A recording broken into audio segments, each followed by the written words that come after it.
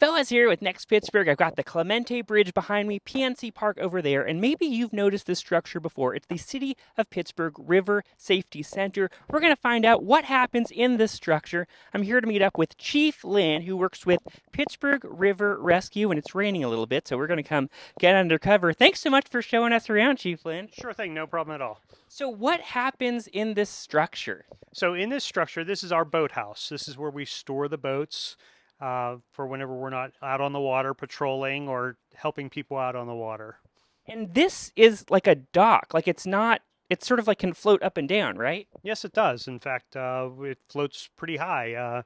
The floods that we've had in the past have risen this boathouse almost to its limit, over 26 feet. So the height of this building can vary by 26 feet. Yes.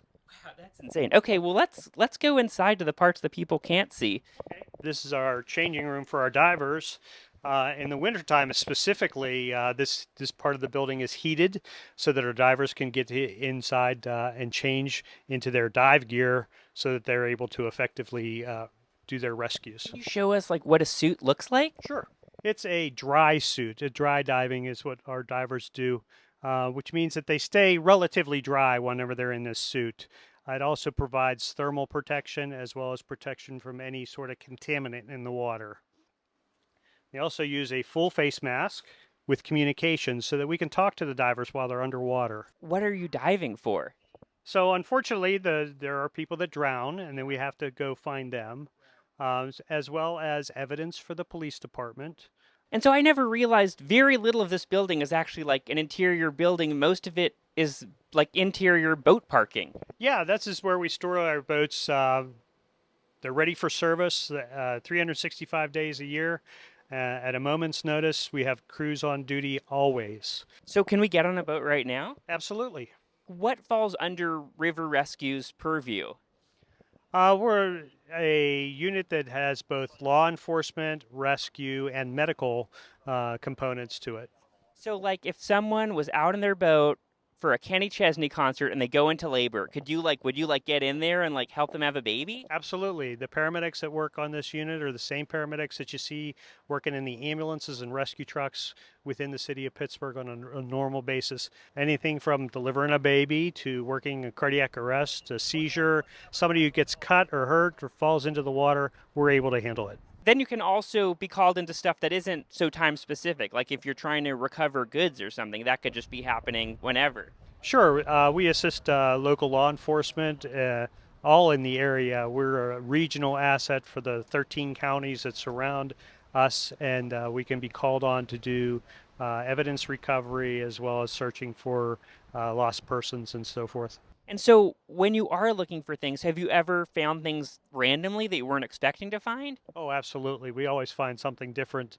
We're next to the ballpark, so we find baseballs down there, bobbleheads. The one time we found a wagon wheel that was dated back to the 1800s.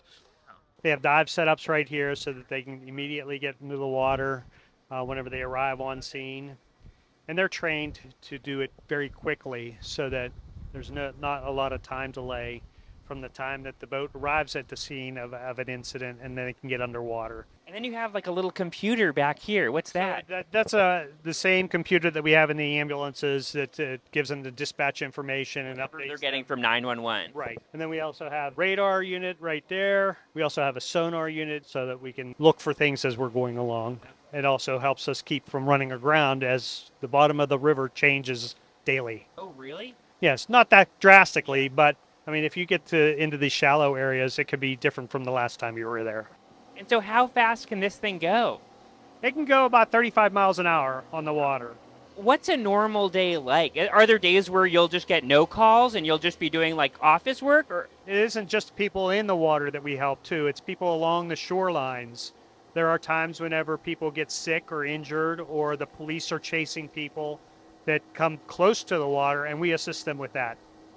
Wow, so there'll be like something, and there'll be like someone robbed a bank, and it looks like they're running down, next to the Mr. Rogers statue, and they'll be like, oh, we'll pull the boat up. Absolutely, yes. And we've done that, and we've had suspects enter the water, then we've had to go get, and so forth. And have you ever had to like rescue an animal from the water, a non-human animal? Yes, we've actually rescued a dog not too long ago. You get a call being like, there's a golden retriever who's struggling in the river. Yeah, we'd much rather you call us and have us go rescue that Yeah. animal than you try to do it yourself, or else we're going to wind up trying to rescue you. And how long have you been doing this? I've been with the unit since 2003. I've been the operations safety chief since 2005. And so what did you do before that?